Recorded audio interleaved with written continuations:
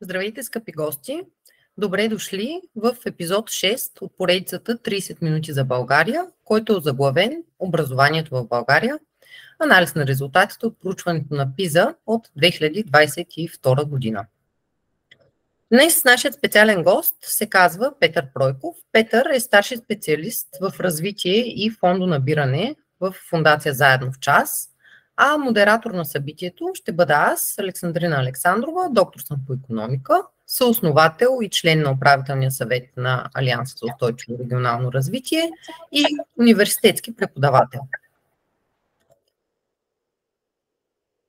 Събитието днес е организирано от Алианса за устойчиво регионално развитие, което е неправителствена, независима и неполитическа организация в обществена полза, която е основана на 1 ноември 2022 година. Преди да започнем, ще ви помоля да ни изпращате вашите реакции по време на целия вебинар, да пуснете вашите камери и да заглушите вашите микрофони. Естествено, в частта, която е отделена за въпроси, ще ви моля да пуснете микрофоните си и да зададете въпросите си. Започваме днешният вебинар с нещо, което е базово и фундаментално за това как ще се развие самото събитие от тук нататък. На първо място трябва да изясним какво представлява функционалната грамотност. Всъщност, функционалната грамотност е различна от основната или от базовата грамотност, тъй като базовата грамотност е познаването на буквите, на думите и текстовите конструкции, които са необходими за четене и писане. Базовата грамотност е умение, което ние придобиваме, което е всъщност основа за по-нататъчното развитие, но и в съвременния свят е недостатъчно за пълноценното реализиране на нито един човек. Тук вече идва момента, в който се включва функционалната грамотност. Функционалната грамотност е наборът от умения и компетентности, които позволяват на един човек да се справи успешно с реални житейски ситуации в съвременното общество. А функционалната грамотност всъщност ни дава възможността да комбинираме различни знания, умения и компетенции, които по такъв начин да имплементираме и да осмисляме, че да вземаме правилни решения в много различни житейски ситуации. Ако трябва да илюстрираме какво всъщност представлява функционалната грамотност с примери, това е на първо място да можеш да се грижиш за собственото си здраве. Или когато си купиш лекарство, да можеш да прочетеш листовката, да разбереш каква доза трябва да вземаш и какво можеш да очакваш като странични ефекти. На следващо място това е да знаеш правата и задълженията си като гражданин и потребител. Да знаеш не само какво пише като букви в трудовия ти договор или в акта, който ти е написал пътен полицай, а какво следва от тук нататък.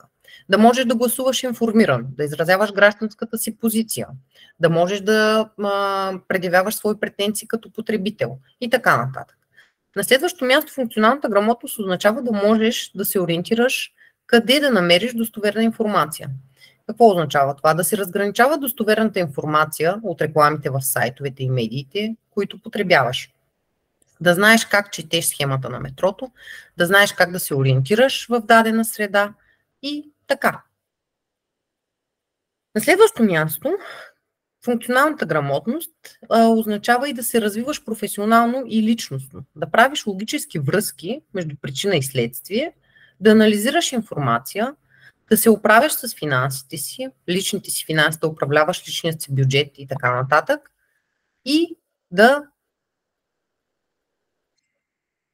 Извинявам се, много имаме малък технически проблем с споделянето. Извинявам се. Дадоха ми знак колегите ни, че има проблем с презентацията. Така, вече предполагам всичко е наред. На следващо и на последно място да можеш да управляваш личните си финанси, да бъдеш креативен, да си поставяш цели и да знаеш как да реализираш тези цели. Тъй като масовото схващане е, че теста на PISA, за който преди около 2 месеца стана така доста, който стана тема на разговор в публичното пространство, масовото схващане е, че тестовете на PISA са просто задачи и текстове за разтълкуване, Ние решихме да ви покажем и да навлезем в проблематиката в българската действителност, да покажем на практика една от задачите за оценка на математическата грамотност на учащите. Защото всъщност тези задачи, пак казвам, не са просто сметки аритметични или формули, с които учениците трябва да се справят, а те трябва да комбинират множество познания в решаването на съответния казус или задача. В случая става въпрос за една задача за покупка на автомобил, като целта е да се изчисли коя е най-добрата цена според подадени показатели, коя е колата, която е с най-доброто съотношение за съответния потребител за закупуване. На следващо място, след като този въпросен потребител реши да продаде тази кола след определен период от време, коя кола би струвала най-много, съответно би загубил най-малко средства, задачите в никакъв случай не са елементарни и не са за подценяване. Така че, моля ви да обърнете внимание на примера и да дадете своята обратна връзка, доколко труден ви се струва той, като искам да сте честни. Пак казвам, масовото схващане, че става въпрос за елементарни математически формули и сметки. Не е така. Същото важи и за теста, който е свързан с езиковите умения. Всеки един от вас, който има желание, на сайта на OECD, включително и на български език, има публикувани голяма част от въпросите, съответно и отговорите на тези въпроси. Какво мери всъщност програмата за международно оценяване на учениците PISA или какво е PISA? Програмата за международно оценяване на учениците на Организацията за икономическо сътрудничество и развитие мери резултатите от последните, в случая ще коментираме резултатите от последното проучване от 2022 година, като то представлява тест, в който участва и България. Ще бъдат обяснени естествено какви са били показателите на българските ученици, но в общи линии това е международно регулярно оценяване на функционалната грамотност при 15 годишни ученици по света. PISA се провежда от 2000-та година насам и е едно от най-важните изследвания за развитието на образованието в света, като PISA е и ценен източник на информация за състоянието на българското образование и какво може да бъде подобрено по примери от други страни в света. PISA цели да измери именно това, до каква степен учениците са развили уменията да намират, осмислят, преработват и представят информация или да решават проблеми в ситуации близки до реалните. Тълкуването на знания по отделните предмети в училище всъщност не е достатъчно, не са достатъчни академичните знания. PISA мери възможността на учениците да прилагат тези знания в комплекс. Затова е важно и полезно всеки учител, независимо от това по какво преподава, да развива функционалната грамотност на своите ученици. Ключовият елемент в PISA е разбирането, че компетентностите, които младите хора формират в училище, всъщност се отразяват върху тяхната способност да продължат обучението си и да се развиват кариерно.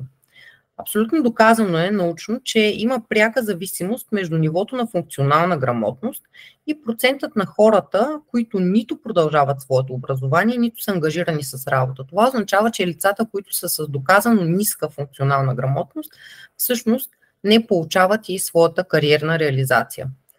Поради тази причина резултатите, които се наблюдават в България, можем да категоризираме като притеснителни, тъй като след малко ще обърнем внимание и на тях и ще разберем, че всъщност те всяка година, при всяко следващо изследване, тенденцията е към тяхното влошаване. С какво може да ни е полезна PISA или с какво ни помага PISA?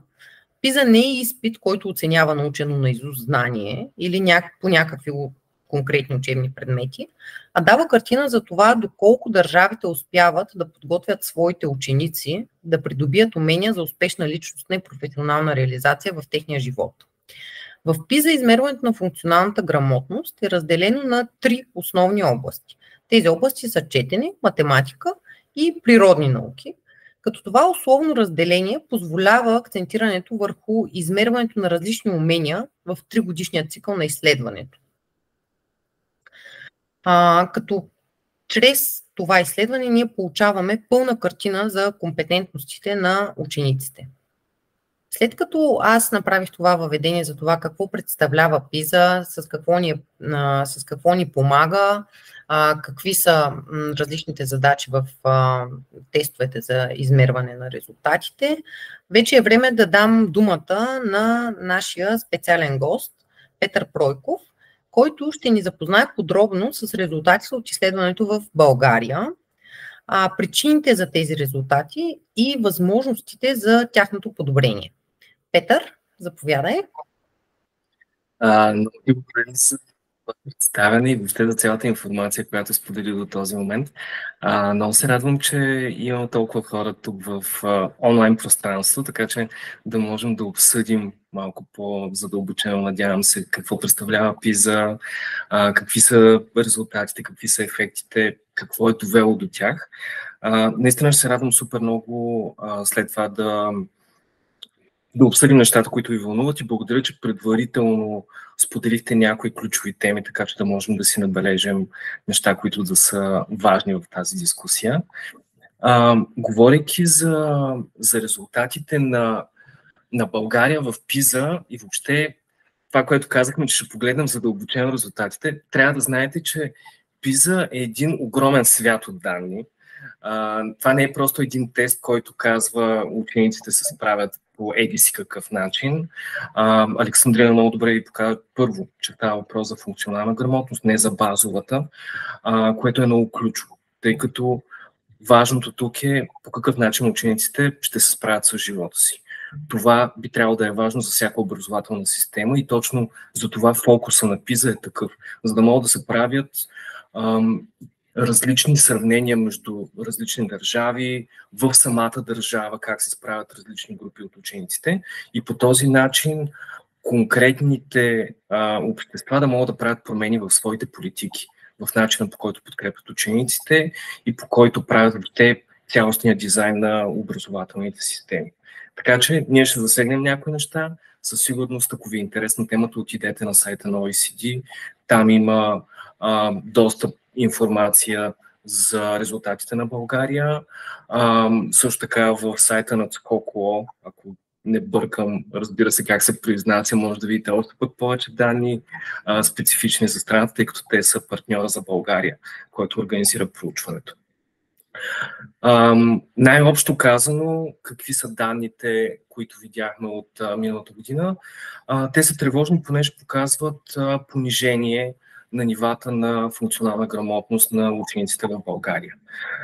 Както може да видите, приблизително 1/2 от учениците в страната не могат да се справят с наистина ключови дейности, свързани с тяхното знание, да могат да разберат смисъла на текст, да разберат конкретни инструкции, да се ориентират в проблеми, които срещат и да могат да си създадат някакъв алгоритъм за тяхно решаване, да четат данни, примерно от графики, от таблици. Това са неща, които огромна част от децата не могат да правят. Фокуса на PISA през 2022 година е специфично върху математика, т.е. там има доста повече задачи. И съответно наистина е много добре проучен този въпрос. Разбира се, има задачи свързани с четивна грамотност и с научна грамотност. Нещо, което е интересно и което ще излезе тази година, ако не се лъжа лятото, е, че тази година имаше и допълнителен модул, който е за финансова грамотност. Така че може да следите какво ще излезе и там. Със сигурност ще бъде доста интересно за това по какъв начин подготвим учениците.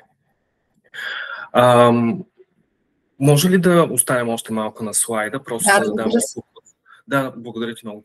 Да дам още няколко аспекта на резултатите. Освен чисто нивото функционална неграмотност, което виждаме, трябва да знаем, че има различни слоеве на резултатите.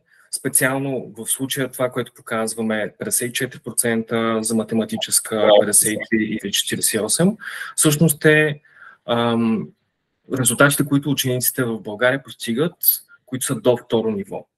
В PISA има 6 нива, 5 и 6 се водят високите постижения, под второ учениците са функционално неграмотни, като има специална разбивка на още 3 поднива, така че да може хората, които се интересуват от анализа на данни, да разберат точно какви са уменията на тези младежи. И всъщност интересното е, че всяко ниво отговаря на точно конкретен набор от умения, от компетенции, от неща, които тези ученици могат да правят. И това е до голяма степен ценно в резултатите. Бяхте питали по какъв начин се измерват резултатите на учениците от България спрямо тези в Европейския съюз.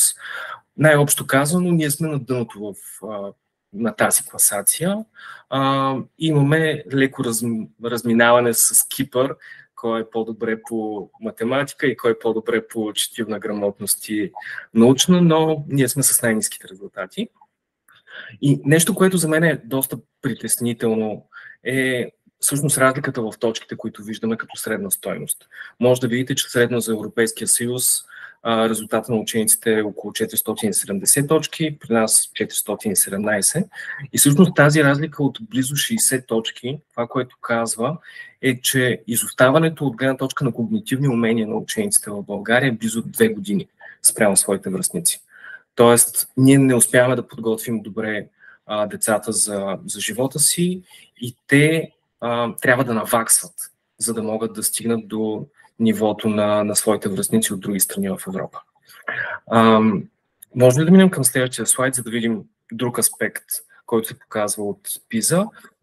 Освен да се видят най-ниските стойности, в зеленото виждате функционално неграмотните ученици, в тъмно-синьо пък може да видите какъв е дела на учениците, които се справят добре в дадената образователна система.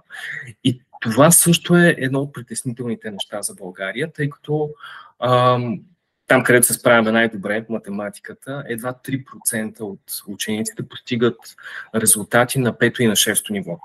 А пък за сравнение, средно за държавите от OECD, този процент възлиза на 9%. Така че 3 пъти повече ученици се справят на наистина високо ниво. Това е, може би, най-основният разрез, който може да се направи, за да видим какво се случва с резултатите на учениците. Но има и много други неща, които може да покаже PISA и наистина това е интересното и за мен.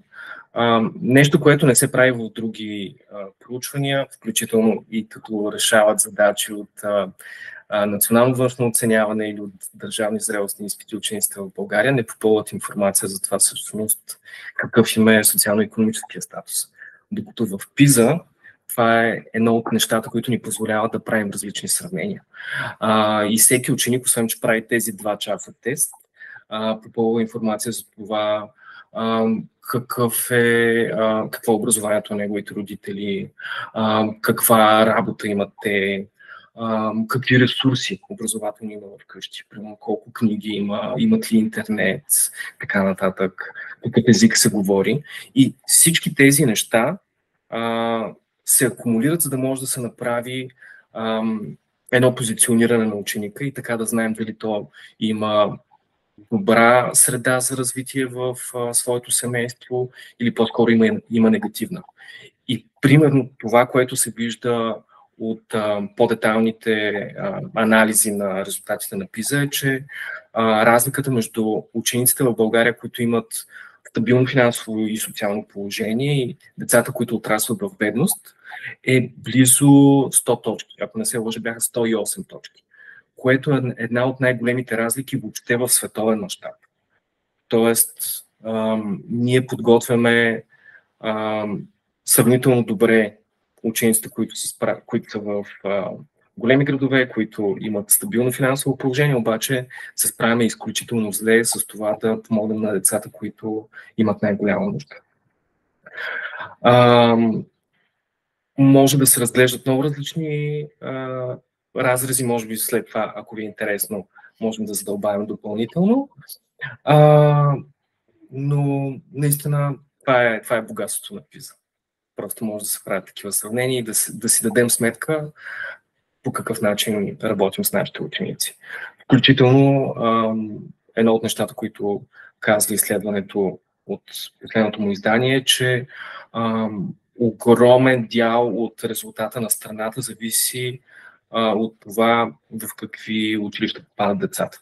Реално в България съществува сегрегиране на база на финансови възможности, на база на това къде си се родил.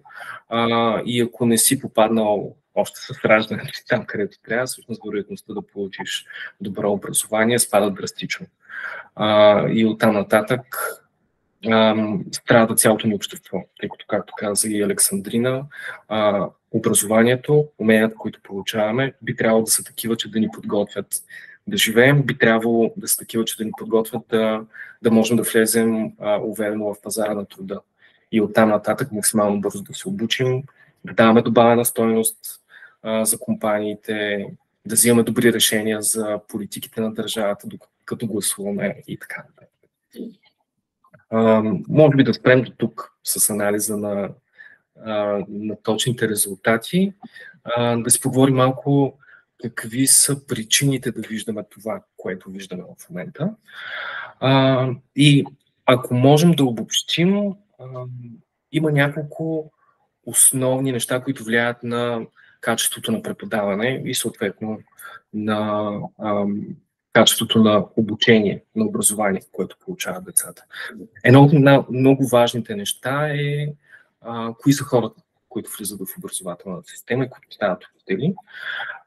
И това, което можем спокойно да кажем от личния ни опит със сигурност е, че в България учителската професия не е такава, която да бъде на пиедестал поставена, даже напротив. За моя радост през последните години има позитивна тенденция за това колко хора искат да станат учители. Това е свързано и с слайда, който виждате, увеличаването на заплатите през последните години. Наистина има доста голяма разлика в това колко младежи искат да станат преподаватели, като само за няколко години над 40% се увеличили броя студенти по педагогика. В момента, ако не се лъжа, около 27 000, 28 000 ученици, студенти някъде се обучават в различни специалности. Но все още имаме да изминем доста дълъг път до това наистина най-подготвените хора да влязат в класните стаи и те да бъдат качествено подбрани. Това също е много важен аспект, тъй като в немалко училища подбора на учители е на база на административни критерии, не е толкова на база на конкретни компетенции, които показват учителите. На изключително малко места се случват центрове за оценяване и подобни типове дейности, които са нормални за бизнеса, обаче в образователната система не съществуват, а пък те могат да покажат как евентуално може да се справи един учител в класната стая, отвъд това, че има хикс години опит или пък няма такъв. Първото нещо, което е много важно за резултатите, както казахме, кои хора влизат в системата. Второто нещо е как са обучени. И тук забелязваме комбинация от няколко неща. Първото е, че като цяло начинът, по който обучаваме студентите по педагогика, не е особено модерен. Не се използват някои нови модели за преподаване. Има много малко часове за практикуване реално в училище. След като влезе един преподавател в образователната система, пък не получава допълнително обучение. Много често обученията, които се случват по време на учебната година, са проформа или пък няма контрол над качеството и до каква степен те дават някаква добавена стойност на учителите, за да може те да работят със своите ученици на по-високо ниво, да могат да превъзмогнат предизвикателства, които са имали и така нататък. Трети компонент, свързан с резултатите, е по какъв начин са подкрепяни учителите, и директорите даже. И това, което виждаме е, че реално не функционира система, която да подкрепя начинаещите учители в българското образование. Отново, административно съществуват учители и наставници, но те много рядко изпълняват своята функция и даже да изпълняват, не винаги знаят какво могат да направят, за да подкрепят наистина ефективно своите колеги. От друга страна, регионалните инспекторати нямат капацитет да подкрепят училищата, учителите и директорите. И всъщност се случва това, че много хора влизат в образователната система, обаче и много голяма част от тях не продължават да преподават, тъй като не усещат подкрепата, нямат път за кариерно развитие и не виждат средата, която желаят, за да могат да продължат работата си. Последният компонент, който ще споделя, също много ключов, то е какво преподават учителите.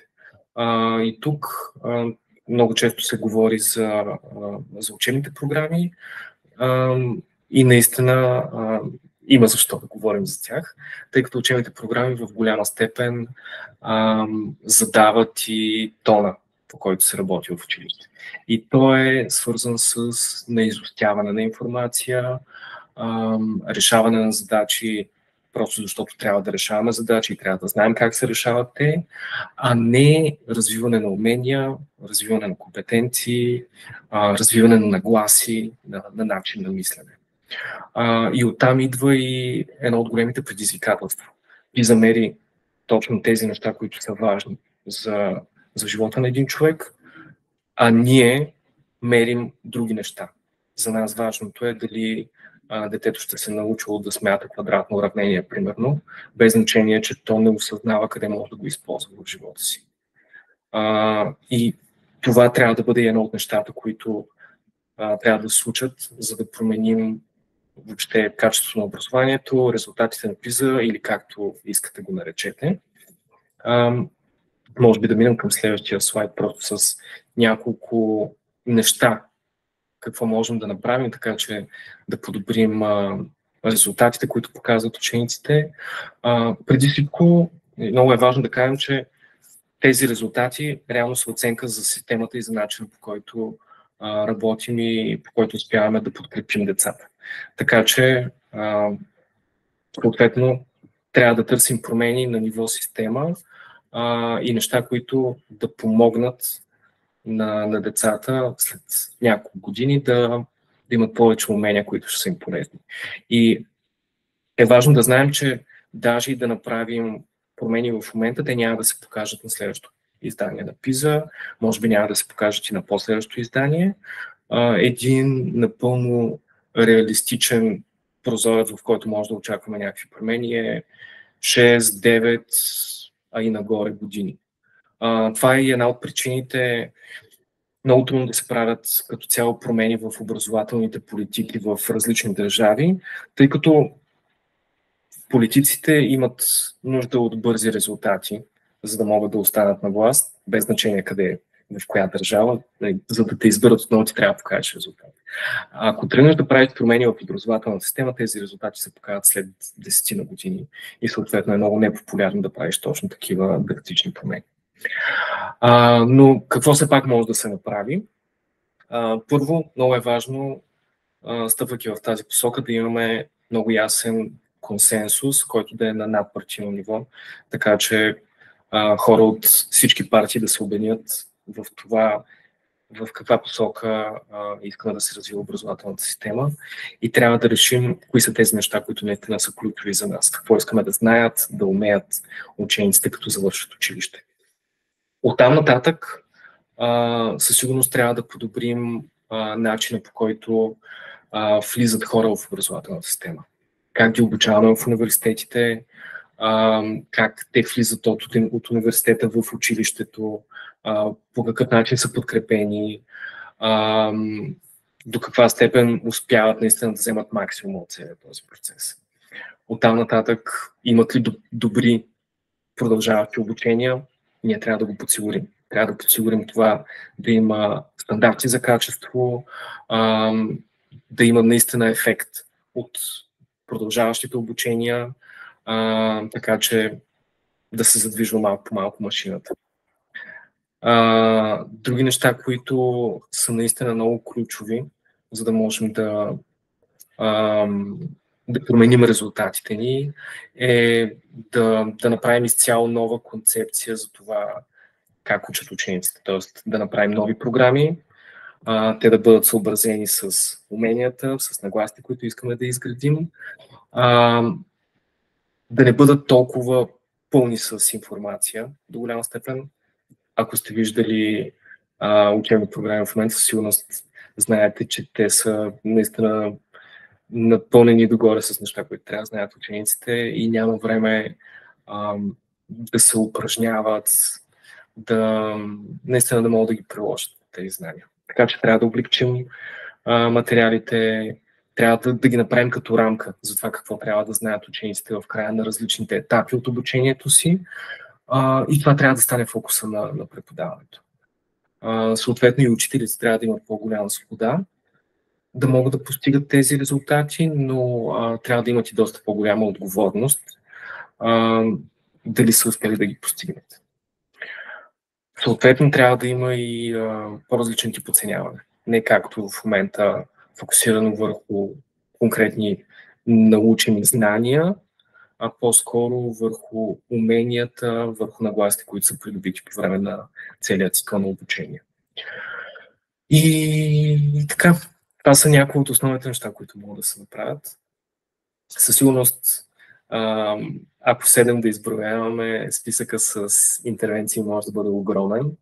От тук нататък зависи точно какво ще се случи в крайна сметка в страната ни и как ще успеем да се възползваме от тези резултати, от данните, които ни дава проучването и ние да направим важното, да тръгнем към това да подобряваме образованието, което получават учениците.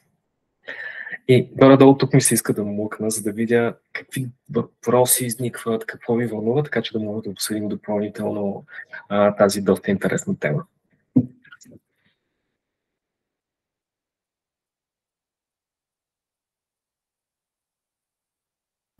Алекс, не те чуваме.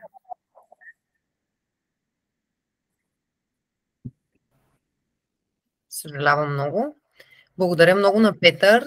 Изложението беше изключително интересно и смятам, че всеки един от нас научи по нещо, което би му било полезно. Аз нямам въпрос, по-скоро за мен беше изключително интересна частта, в която ти спомена за финансовата грамотност и за това, че тя ще се мери. Тъй като аз, както казах в самото начало, съм университетски преподавател и всъщност аз работя в темата за финансова грамотност от доста време. Нещо, което открих в собствените си изследвания е, че хората с ниски или базови познания по математика, недостатъчни, всъщност имат много сериозен проблем точно с финансовата грамотност и с управлението на личните си финанси. И това има такава тенденция, която просто се отчита при един по-задълбочен прочит и при един по-така сериозен анализ. Така че за мен ще бъде изключително интересно да видя и резултатите за финансовата грамотност. Предполагам, че има въпроси от аудиторията. Моля всеки един, който иска да зададе своя въпрос, да се включи.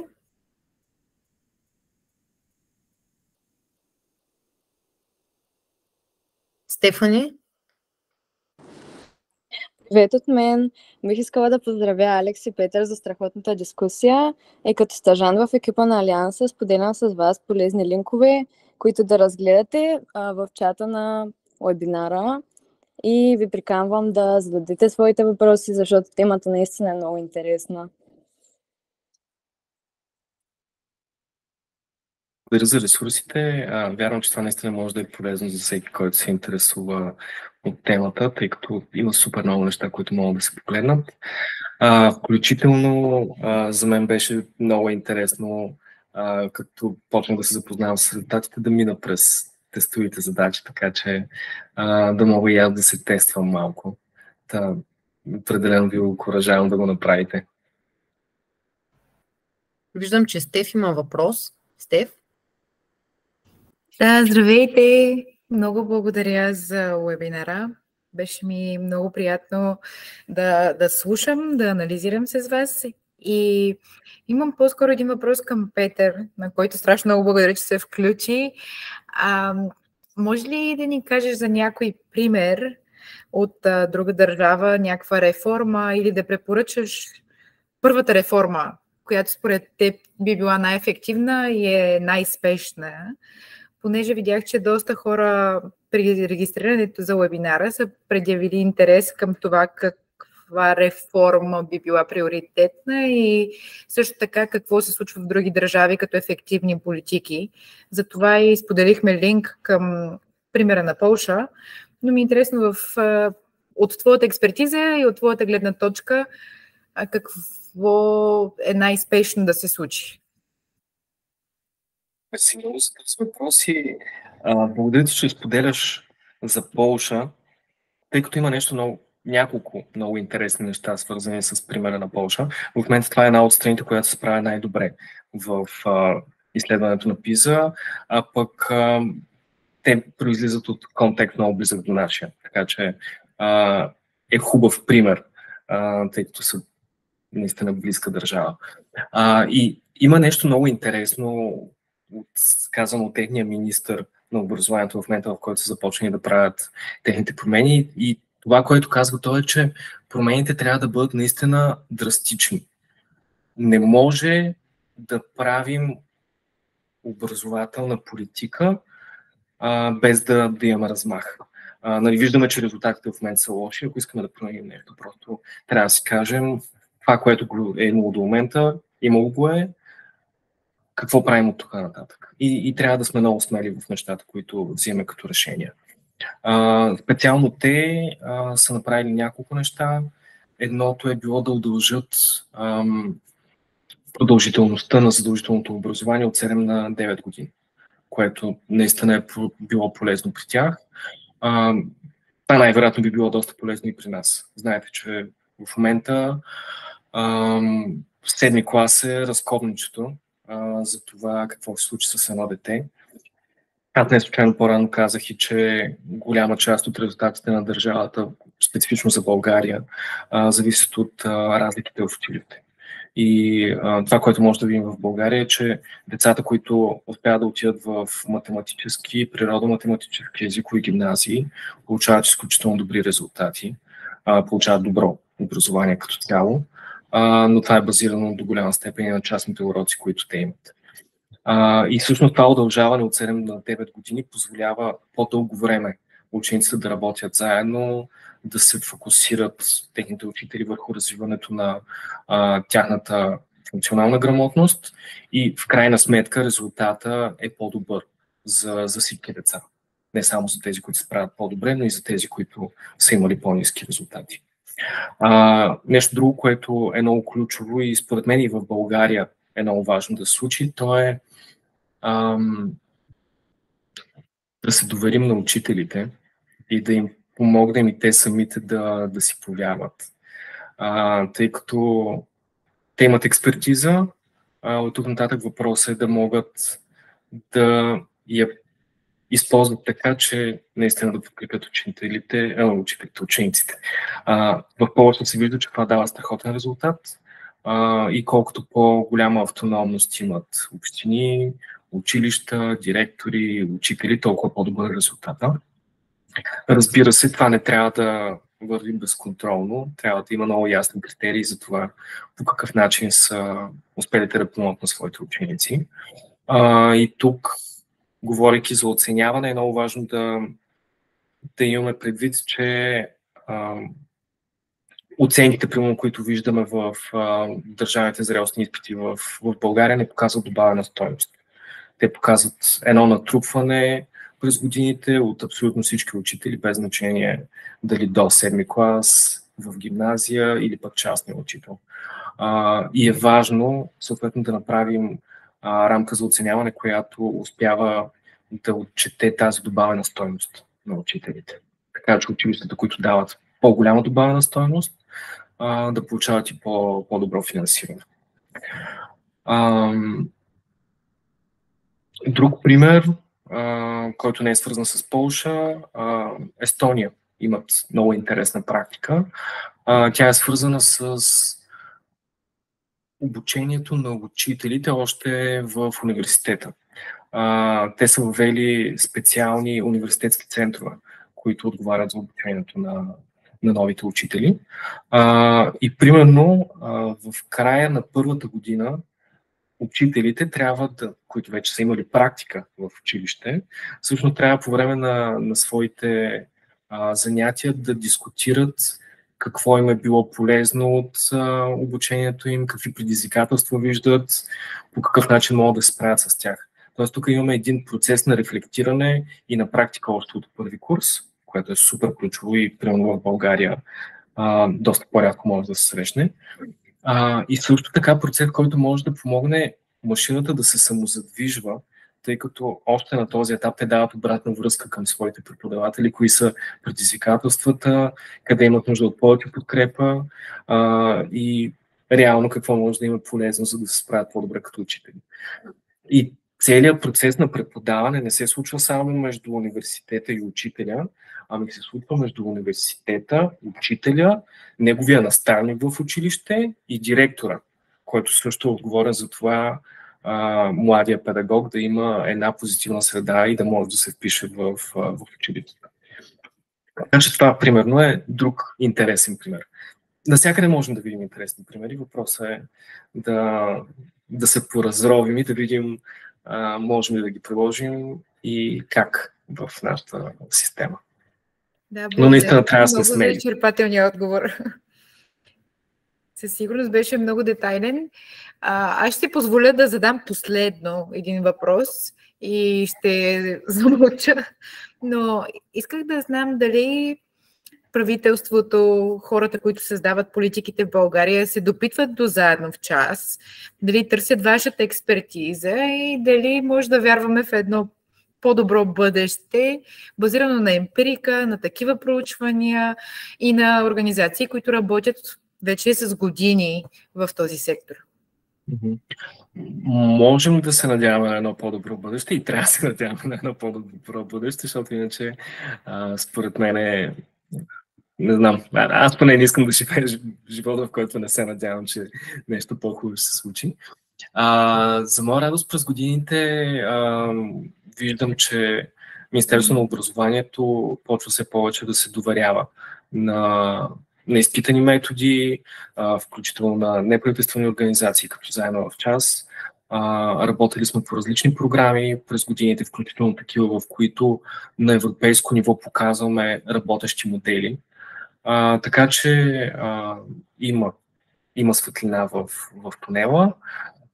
В момента има различни работни групи, свързани с разработване на критерии за качество, методики за работа с деца, които не владеят достатъчно добре български език и така нататък. Така че има конкретни стъпки, които са направени и в тези работни групи се включват хора от не само от Министерството на образованието, университетски преподаватели има в тях, хора от неправителствения сектор, така че наистина да има една голяма група хора, която да допринесе с своите знания и експертиза. Така че има потенциал. Сега въпросът е точно какво ще се случи. Тъй като се минава през много нива в самото министерство, от работните групи и предложенията, които се подготвят вече към самото им обработване, гласуването в последствие, така че ще мине известно време преди да видим. Пък и, както казахме, резултатите пък ще са още по-нататък. Но за мен най-ключовото е да направим наистина сериозна промяна и в закона, и в програмите, така че това, което предоставяме на децата, да е колко се може по-добре. Много благодаря. И аз ти благодаря. И Супер много ще се радвам, ако някой друг също се осмели да зададе въпроса си или пък да сподели впечатлението си, за да можем да продължим дискусията. Това е наистина ключова тема и колкото повече знаем, толкова по-добре. Докато някой от участниците се престраши, аз отново да благодаря. Отговорите ти бяха изключително изчерпателни, а въпросите на Стеф много интересни, но тъй като това е тема, която нас ни вълнува от доста дълго време, смятам, че не е достатъчно разисквана в общественото пространство или може би този голям бум, който беше в медиите с това колко са ниски резултатите, всъщност нито се обясни в пълнота какво представлява теста, нито така получихме достатъчно информация какво се случва, какви са факторите, какви са причините, а всъщност е тема, която е изключително важна и която трябва да се говори по нея, тъй като аз самата виждам в работата си с студентите, като основно водя на първокурсници, в работата си с студенти виждам точно изражението на функционалната неграмотност и всъщност колко вредно е това и колко трудно могат да се преодолеят такива пропуски, които са натрупани в по-ранните етапи на образованието. И дори в голяма степен смятам, че те и не могат да се преодолеят, тъй като просто има един период, в който това знание се натрупва и когато не е достатъчно добре натрупано и не са изградени връзките за това да може да се комбинират знания от различни дисциплини, то в един момент просто е почти невъзможно. И смятам точно като теб, Петър, че образователната реформа трябва да бъде такава категорична, рязка и всъщност да се действа мащабно. И в общи линии аз съм и убедена, че резултатите от една такава реформа ще се проявят след най-малко 7, 8, 10 години. И в тези 7, 8, 10 години ще се изисква голямо търпение от страна на всички, които са въвлечени в образователната система. Но това е единствения път за подобрение на резултатите, защото ние виждаме тенденцията от последните 3 измервания каква е. И според мен, ако не се предприемат мерки, то от тук нататък тя няма как да се подобри. И естествено, COVID не можем да виним за това, защото виждаме, че тенденцията е към влошаване още от преди COVID и цялата истерия около него. Дали някой друг не се престраши да зададе своя въпрос? Виждам, че и в чата Свилен Филипов, заповядайте. Здравейте, чувате ли ме? Да. Чуваме ви. Да, казвам Свилен Филипов. Вие казахте, че има много пропуски специално в средното образование. Даже аз бих казал, че може би между 5 и 7 това е много ключов момент, когато там децата много изостават, масово. По лично наблюдение. Казвам това, не знам дали толкова е вярно. И вие казвате, че много трудно, дори не могат да се преодолеят тези пропуски. Аз си мисля, че може би всеки един пропуск би могъл да се преодолее, ако децата имат мотивация. И въпросът ми е свързан към това, как може да се работи за мотивацията на децата да учат. Защото, да кажем, че то в училище дава се някаква информация, там изисква се, после да бъде заучена тази информация, но за мен много основно нещо е, ако децата са мотивирани, те сами могат да си добавят пропуските, сами биха могли да се развиват, а много от децата не са мотивирани. Едно от страна на родителите, че те не ги мотивират достатъчно, защото не смятат това за приоритет в образованието, не го смятат за инвестиция в тях самите. И оттам и самите деца, те не са мотивирани. И въпросът ми е, може да кажете нещо повече за как може да се мотивират децата. Може би това също е важно. Благодаря. Ние благодарим за въпроса. Петър, предполагам, че ще се включиш тук с отговор. Да, аз в момента си чертая отговор, между другото, на една тетрадка. Много интересен въпрос и благодаря за наблюденията, които споделихте също. Дописах си една думичка, за да не я забравя. Напълно съм съгласен, че всеки един пропуск може да бъде преодолян. Но и е много важно това нещо ясно да го казваме. Така че да не оставаме с грешното разбиране, че децата са обречени. Много интересно е това, което казахте за 5-7 клас. Между другото, PISA не е единственото международно проучване. Има различни такива. Едно от другите, които са много мащабни и важни въобще за образователните системи в цял свят е TIMSS, което се фокусира върху уменията по математика и наука за ученици в 4-ти клас. И всъщност това, което показва TIMSS е, че четвъртокласниците в България се справят що годе добре. Като цяло имат добри средни резултати. И се получава някакъв много голям разрив между това, което имат до 4-ти клас и това, което получават от там нататък. И тук всеки от нас със сигурност може да се замисли върху начина, по който се учи до 4-ти клас, средата, която получават учениците, отношението, което имат от своя учител и много големите промени след това, които се случват. Но връщам се към това, което питахте. Какво можем да направим, за да мотивираме учениците? Със сигурност много този отговор може да бъде изключително мащабен. Аз ще се фокусирам върху няколко важни неща. Едното нещо, което в момента пропускаме да правим с начина, по който работим, е да покажем директната връзка между знанията, които се дават в училище и тяхната полза. Тъй като когато видиш, че нещо наистина е смислено, ти го срещаш в живота си, то ти е полезно, просто ти става много по-интересно да учиш.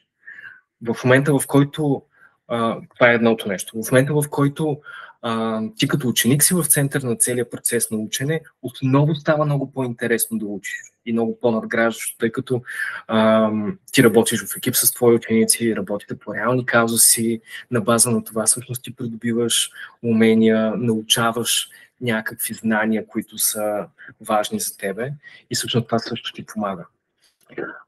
Така че това примерно са две много ключови неща.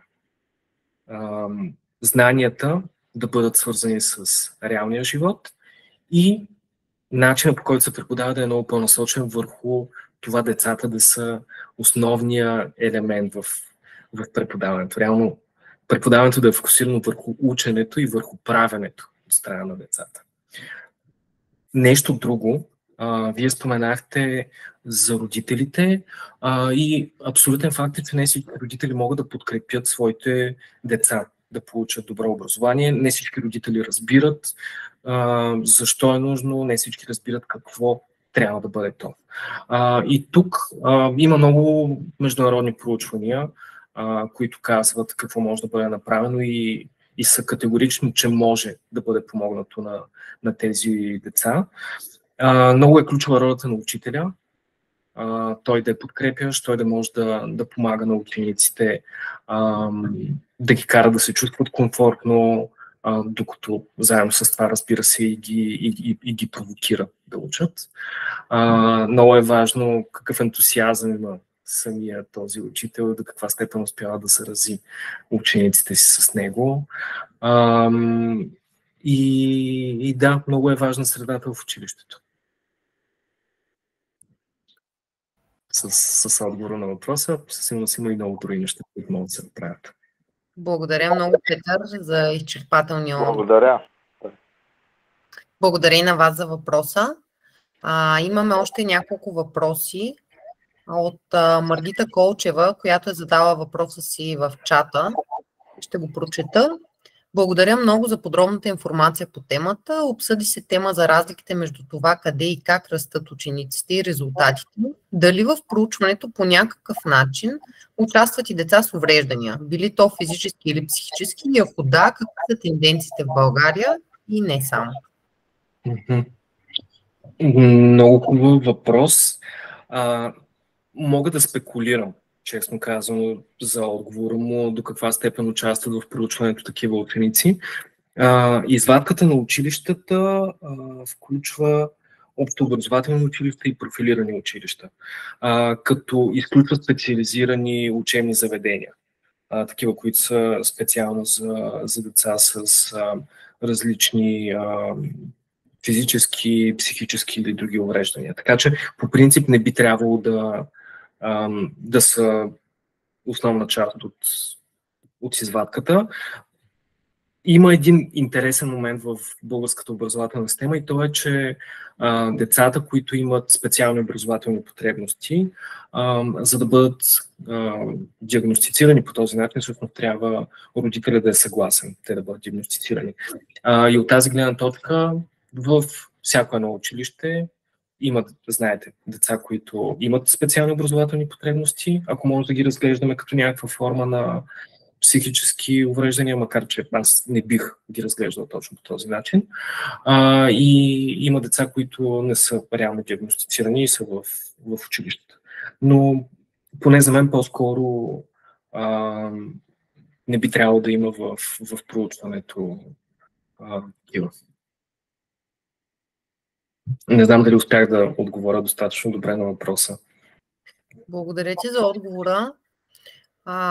Предполагам, че всъщност ако има такива, то би трябвало такива въпроси от този тип да са в самото начало на теста при социално-демографската картина, но някак си мисля, че от чисто дискриминационна гледна точка може би такива въпроси не се включват в самото изследване и не би било логично да се включват. За това няма информация. Поне това е моето обяснение за това. Мисля, че няма такава информация и съответно извадката е на няколко пъти. Първо, има извадка, кои училища точно ще се включат, кои са тези 202 училища от България, които ще участват в дадената година, толкова са от миналата година. Съответно, във всяко училище участват до 53 ученика. Съответно, отново има рандъм принцип, кои точно ще бъдат тези ученици. Така че, да. Добре, благодаря ти за отговора. Ивелина Станева също има въпрос. Виждам, че е с дигната ръка. Ивелина, заповядай. Здравейте, аз се извинявам. Чува ли се добре? При мен е малко шумно и няколко пъти излизах от дискусията, просто поради някакви проблеми тук с технически с интернета. Надявам се да успявате да ме чувате добре. Наистина се засегнаха доста теми и проблеми, които са свързани с основната тема, нали, образованието и тези резултати, които показвам ние като държава и като нация в последните години. За мен основното, поне лично мое наблюдение, наистина спада в доверието към учителите, което Петър засегна малко по-рано. Също и това, което каза и Свилен за отношението на родителите, че голяма част от родителите не възприемат образованието като някакъв приоритет, ценност или нещо, което наистина е важно за развитието на техните деца или като някакъв вид инвестиция.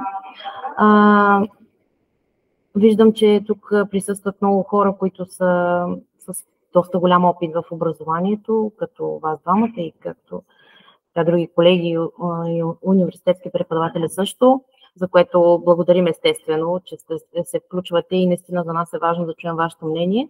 Аз по-скоро бих искала да споделя нещо, което пак подкрепя думите, които казахте всички вие.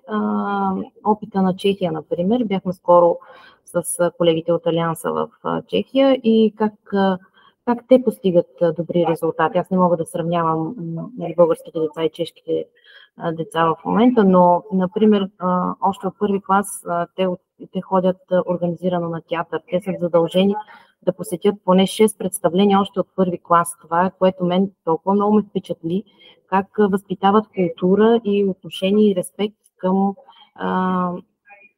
към авторитети в тази държава. Това от една страна и това, че имат възможност да посещават, естествено, в столицата, говорим в Прага, което също засегнахме, дали децата учат в по-отдалечен район или са в столицата, имат по-големи възможности, но да, в Чехия имат възможност да посещават над 4000 различни допълнителни образователни курсове, спорт, изкуство и какво ли още не. И не на последно място, това, което и Петър каза за практиката, това, което учиш, да можеш да видиш на теория, от теория как се превръща в практика и какво ще ти е полезно за бъдеще. Като в Чехия децата започват да работят, дори са длъжни да работят след 9-ти клас.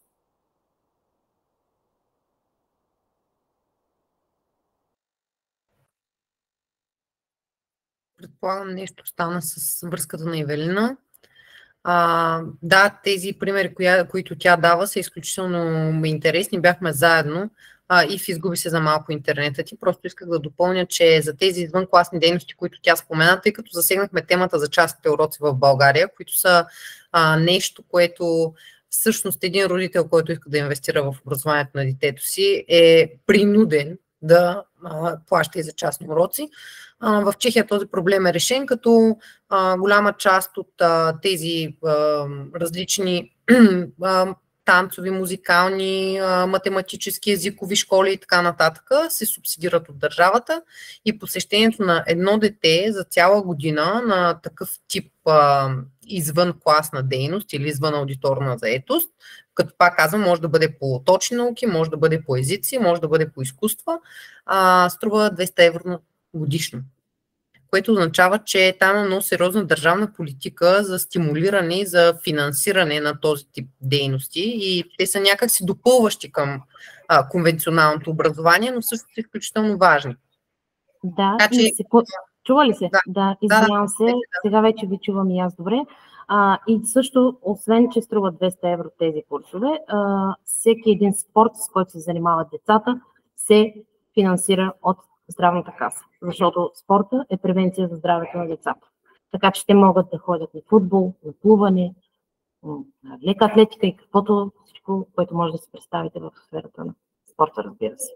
Това е от мен и наистина благодаря още веднъж за вашите коментари и участието ви. И аз благодаря. Много интересен пример за това какво друго може да се направи. Между другото,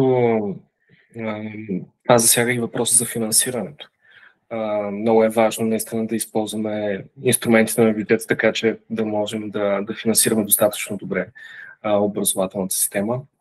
В момента бюджета за образование в България е горе-долу 1% по-малък от средния за Европейския съюз. Това е важно, наистина.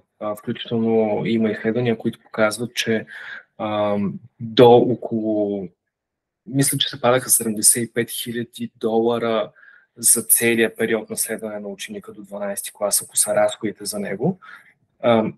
Ако разходите са по-ниски, съответно всеки долар, който се добавя, повлиява позитивно на образованието, което получава всяко едно дете. В България сме на $54 000. Така че имаме много на къде да работим и в тази посока. И е много важно все пак да кажем как се изразходват тези средства, тъй като просто изразходване не е важно. Важно е изразходване, което е наистина целенасочено и помага за развитието на децата. Абсолютно съм съгласна. Много благодаря на Петър отново. Ивелина също. Въпросът е и то всъщност това, което сподели, беше изключително интересно. Дали имаме други въпроси? Тъй като виждам, че преминахме психологическата граница от 1 час, ако няма други въпроси, аз ще продължа с последните 2 слайда от презентацията и ще закрия събитието. Разбира се, още веднъж ще попитам дали има други въпроси. Добре, няма. След като няма, ще продължа с това какво да очаквате от нас през следващите 2 месеца на нашите вебинари. В следващите епизоди през месец февруари ще засегнем животът на бежанците в България, проблемите и решенията, свързани с техния живот. През месец март подготвяме една така изключително интересна тема, която представляват климатичните промени в България. Надяваме се и през следващите месеци да имаме също такава голяма посещаемост. Отново ще се погрижим да поканим експерти, които са водещи специалисти и професионалисти в своята сфера, което отново ме навежда на мисълта, че трябва да благодаря на Петър. Беше изключително интересен. Изложението ти беше невероятно полезно от всякаква гледна точка и просто когато работим с професионалисти, които горят в това, което правят, както ти, е изключително различно, защото виждаме другата гледна точка и другата страна. Отново благодаря и се надявам да продължим с такива съвместни наши инициативи. Може би следващия път, когато коментираме резултатите на PISA, ще те поканим, за да видим какво се случва и стискам палци всъщност да се подобряват. Поне малко, но да са по-високи. Благодаря ви още веднъж. Благодаря. И аз благодаря изключително за поканата и за възможността да поговорим за тази тема. За мен беше удоволствие и оставам на разположение за напред да говорим за нея и да работим за нея. Като нещо, което всъщност вече доста дълго време част от моя живот. Абсолютно. Личи си. Благодарим ти отново. Беше изключително приятно. Много благодаря и от мен. Хубава вечер. Хубава вечер на всички. Хубава вечер от мен.